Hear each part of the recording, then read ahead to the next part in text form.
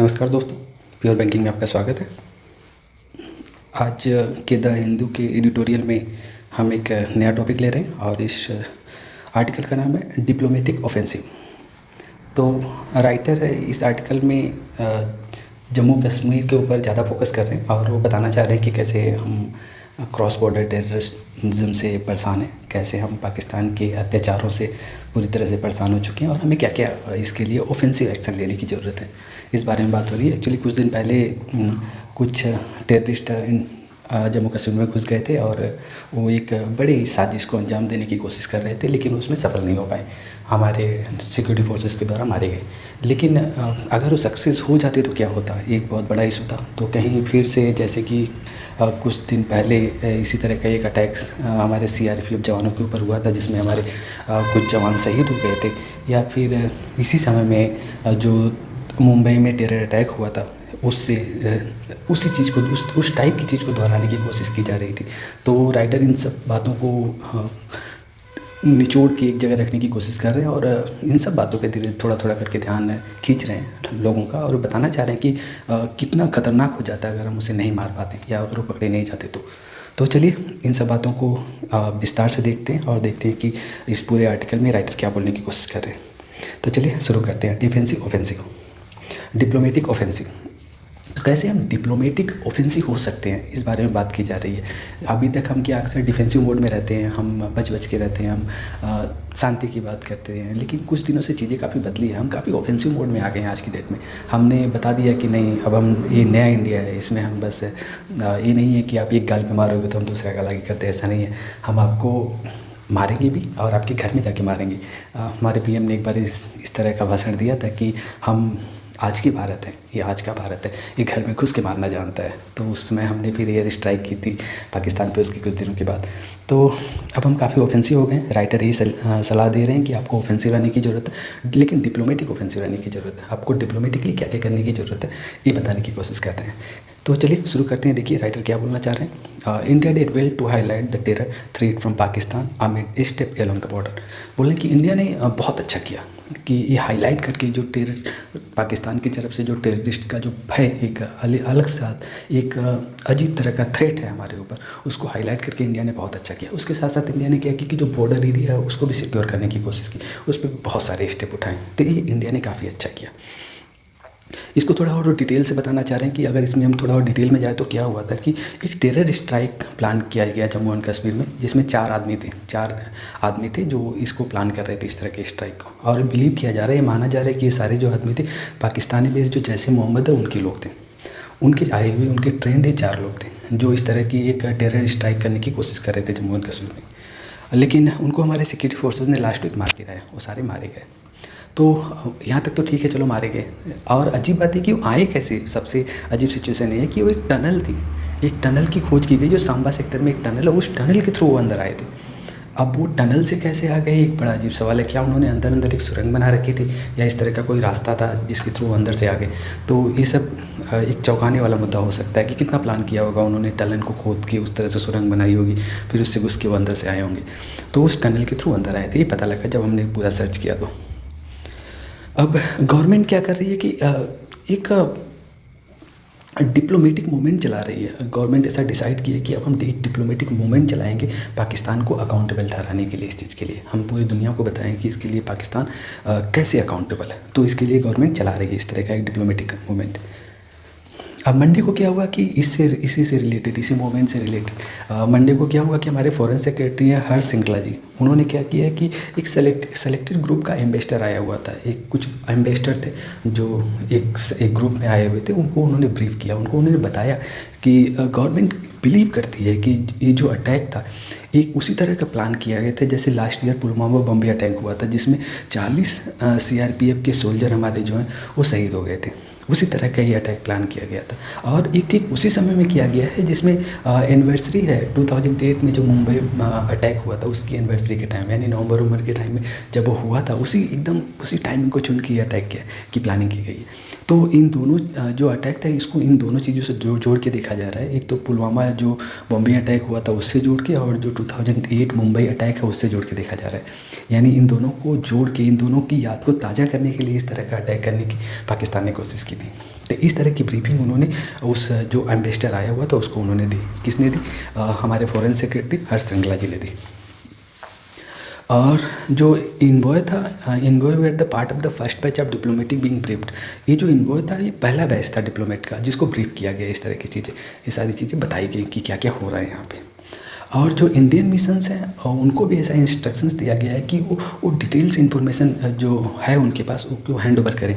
अब बताएं डिटेल्स में, उनको पूरा इंस्ट्रक्शन के साथ बोला गया कि पूरा डिटेल्स इन्फॉर्मेशन निकालें और बताएं लोगों को और वो भेजें, जिसमें इंक्लूड होगा कि जो इनकाउंटर हुआ था नागरोता में between the suspected terrorist hiding in truck and the security forces. Nagrota में एक अटैक हुआ था जिसमें कुछ टेररिस्ट ट्रक में छुपे हुए थे और हमारे सिक्योरिटी फोर्सेज के बीच में इस तरह का अटैक हुआ था। इसमें क्या हुआ, AK-47 राइफल मिली थी, 29 ग्रेनेड मिली थी, 7.5 kg RDX मिला था। और ये सब उन आदमियों के साथ मिला था।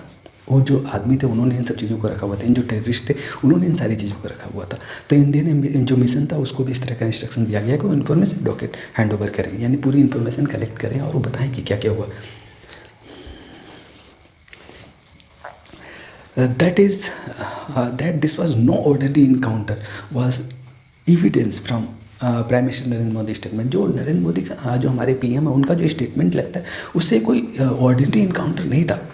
ये जो चीज़ें हो रही थी पूरी प्लान करके थी। उन्होंने एक स्टेटमेंट दिया, उसमें उन्होंने बोला कि जो हमारे इनका जो टारगेट था वो जो ग्रास रूट लेवल की जो डेमोक्रेटिक एक्सरसाइज थी जम्मू एंड कश्मीर में उसको पूरी तरह से नष्ट करने का इनका टारगेट था। इनका टारगेट था कि जो डेमोक्रेसी आनी चाह रही है जम्मू कश्मीर में, फिर से बहाल होनी चाह रही है, उसे किसी भी हाल में ना आने दिया जाए और वहाँ पे माहौल हमेशा बिगाड़ के रखा जाए।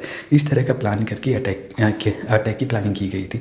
तो हमारे PM साहब ने बोला कि उनका पूरा टारगेट यही था कि जो ग्रास रूट पर डेमोक्रेटिक एक्सरसाइज हो रही है जम्मू कश्मीर में उसको नष्ट कर दिया जाए। अभी हो क्या वहाँ पे रहा, वहाँ पे डिस्ट्रिक्ट डेवलपमेंट काउंसिल का इलेक्शन होने वाला है जो 28 नवंबर को है। तो उस इलेक्शन को ध्यान में रख के अटैक किया गया था कि ये इलेक्शन सक्सेस ना हो पाए। अब हमें क्या करना है, हमें इंटरनेशनल कम्युनिटी को ये चीज़ें बतानी है कि क्या हो रहा है यहाँ पे, कैसी चीज़ें चल रही हैं। ये हमारे गवर्नमेंट, ऐसा लग रहा है कि गवर्नमेंट जिस हिसाब से चीज़ों को विस्तार में कर रही है, जिस तरह से इंटरनेशनल कम्युनिटी को पूरी तरह से ब्रीफ कर रही है, तो ये लग रहा है कि उसके पास कुछ बहुत ही मल्टी प्रोइंग स्ट्रेटेजी, यानी बहुत चौतरफा स्ट्रेटजी को लेके चल रही है हमारी गवर्नमेंट। जिस हिसाब से सबको ब्रीफ कर रही है, सबको बता रही है, अपने मिशंस, इंडियन मिशंस को बता रही है, बाकी जो इन्वेस्टर्स हैं उनको ब्रीफ कर रही है, तो लग रहा है कि इसके जो हमारी गवर्नमेंट है उसके दिमाग में कुछ चौतरफा प्लान चल रहा है इसको लेके। वो बहुत कुछ सोच के आगे बढ़ रही है इस प्लान के थ्रू। अब इसमें राइटर बोल रहे हैं कि जो हमारा फर्स्ट एक्शन होगा वो इंश्योर करना होगा कि हम पूरी तरह से जो अटैक था उसको ख़त्म कर दें। पहले तो इसे पूरी तरह से अबॉर्ट कर दें, पूरी तरह से रोक दें, जो हो रहा है उसे पूरी तरह से रोक दिया जाए और उसके बाद पूरे विश्व को बताया जाए कि यहाँ पे क्या चीज़ें चल रही थी, यहाँ पे अभी तक क्या हो रहा था, और उन्हें ये भी समझाया जाए कि इंडिया किस तरह के थ्रेट, जो क्रॉस बॉर्डर थ्रेड है उसको किस तरह की क्रॉस बॉर्डर टेररिस्ट को फेस कर रहा है, ये भी लोगों को बताया जाए। ये बहुत अच्छा समय है कि हम पूरे विश्व को बता सकें कि इंडिया किस तरह का थ्रेट फेस कर रहा है अपने जो अपने पड़ोसी हैं उनसे। तो ये हमारा पहला एक्शन होगा। और इसके अलावा हमें क्या करना है कि इसके अलावा एक्शन हमें ये करना है कि जो हमारी आर्मी है जो बॉर्डर पे ऑब्जर्व कर रही है चीज़ें को, उसके अगेंस्ट में हमें एक्शन लेना है। यानी टिट फॉर टैट वाली सिचुएशन, वो जिस हिसाब से अटैक कर रहे हैं हमें उनको उसी हिसाब से इनकाउंटर करना है, उनको वहीं पे काउंटर करके वहीं पे ख़त्म कर देना है, उन्हें आगे नहीं बढ़ने देना। ये नहीं कि पहले अंदर आ जाओ फिर बाद में तुम देख लेंगे, नहीं। अगर वो अटैक करने की कोशिश कर रहे हैं तो उन्हें घुस के मारो, वहीं पे मार दो, अंदर आने ही मत दो। तो इंडिया को भी टिट फॉर टैट वाली सिचुएशन अपनानी चाहिए और उसको अपने कड़े एक्शन लेने चाहिए टेरर के खिलाफ। जो हमारी आर्मी है वो पूरी तरह से अलर्ट होनी चाहिए।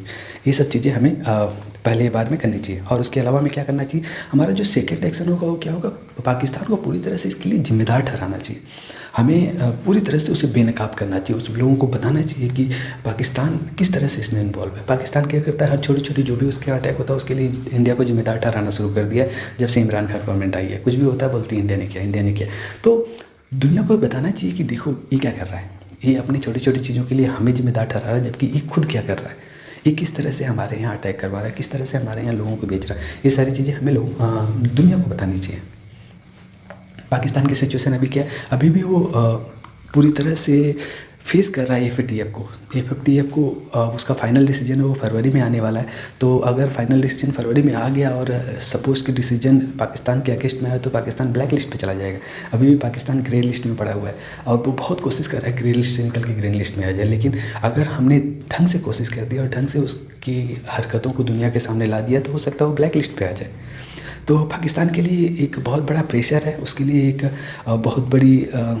बहुत ही बड़ी मुसीबत है उसके ऊपर कि वो एक्शन ले इन टेररिस्टों के अगेंस्ट में। और जो जेम है या एलईटी है, लेट है, जैसे मोहम्मद या लश्कर तैयबा, इस तरह के जो उसके टेररिस्ट एक्टिविटीज़ है, टेररिस्ट ग्रुप है, उनको पूरी तरह से बंद करे। इसके ऊपर बहुत बड़ा प्रेशर है।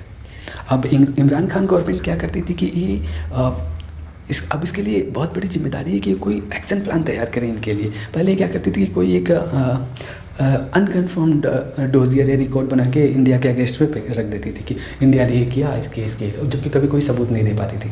यानी बस ऐसे सस्पेक्ट बेसिस पे हमने ऐसा महसूस किया, हमें ऐसा गुप्त सूत्र से पता किया चला कि इंडिया ने ऐसा किया। तो इस तरह के वो बहाने बनाती रहती है। लेकिन अब उसके लिए इस तरह के बहाने बनाने के ऑप्शंस बहुत कम है, और हमें मेक श्योर करना चाहिए कि वो बहाने बनाना बंद करे और वो एक्शन ले, और एक्शन न ले तो उसे ब्लैक लिस्ट में डाला जाए। अब मोदी गवर्नमेंट को इसके साथ साथ एक चीज़ और याद रखने की ज़रूरत है कि वो इंटरनेशनल कम्युनिटी को बता रही है यहाँ तक ठीक है, लेकिन उसे इन्वॉल्व ना होने दें। चलो इंटरनेशनल कम्युनिटी पे अपील करना ठीक है कि देखो हमारे यहाँ क्या हो रहा है, हमारे यहाँ बहुत गलत हो रहा है, लेकिन उससे ये ना बोले कि आओ और हमें बचाओ। अगर जिस दिन ऐसे बोलेगी उस दिन उन्हें मौका मिल जाएगा। बोल रहे हैं राइटर कि एक दोहरी तलवार होगी। अगर हम इंटरनेशनल कम्युनिटी को पूरी तरह से इसमें इन्वॉल्व कर रहे हैं तो एक दो मुही तलवार होगी, जिससे पाकिस्तान को तो चोट लगेगी, साथ में साथ हमें भी चोट लग सकती है। अभी तक हम क्या बोल रहे हैं कि पाकिस्तान के साथ जो भी हमारे इशू हम उसे बायलैटरल इशू बेस पे उसे रिजॉल्व करेंगे। लेकिन अगर हम इंटरनेशनल कम्युनिटी को इसमें इन्वॉल्व कर रहे हैं, मतलब हम थर्ड पार्टी को भी इन्वॉल्व कर रहे हैं, जिसके लिए हम कभी तैयार नहीं होते हैं। यहाँ तक कि अमेरिका ने भी खुल के ट्रम्प साहब के समय में बोला था कि अगर इंडिया और पाकिस्तान दोनों तैयार हो तो मैं इसमें हस्तक्षेप कर सकता हूँ। इस बात को ओबामा साहब ने भी बोला था एक बार, लेकिन हमने कभी नहीं बोला कि नहीं। हमने बोला ये हमारा बायलैटरल इशू है, हम इसे बायलैटरल तरीके से ही सुलझाएंगे।